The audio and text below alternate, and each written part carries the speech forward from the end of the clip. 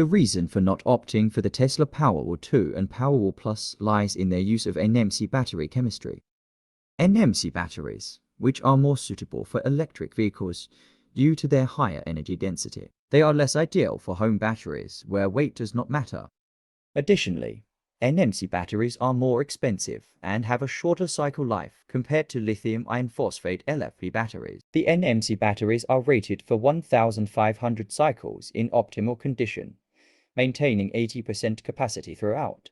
This cycle count refers to the battery's journey from 100 to 0% and back to 100%, completing a single cycle. In practical terms, if this cycle were repeated daily, the battery would endure 4 years of consistent use.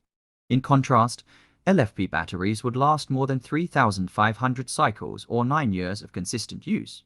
Tesla Powerwall 2 and Plus give 10 years of warranty because most of the time users don't cycle the battery fully. Most of the NMC batteries use in the 25%-75% range. That helps NMC batteries to last more than 10 years.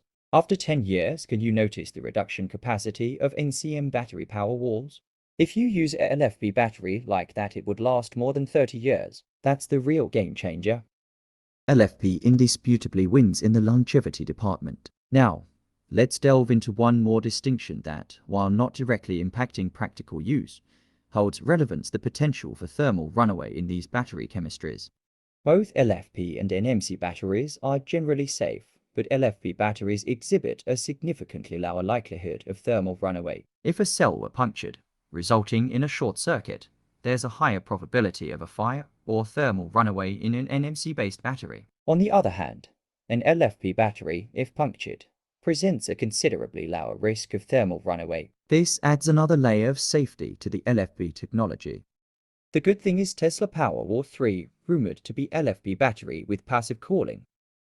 This is a departure from liquid cooling used in previous Powerwalls, which required precise temperature management due to the unstable nature of NMC chemistry batteries. The Powerwall 2 incurs high installation costs and involves a complex installation with AC coupling. The Powerwall Plus addresses this issue by integrating a solar inverter. With the upcoming Powerwall 3, the inconvenience is further resolved as the inverter is integrated within the battery module.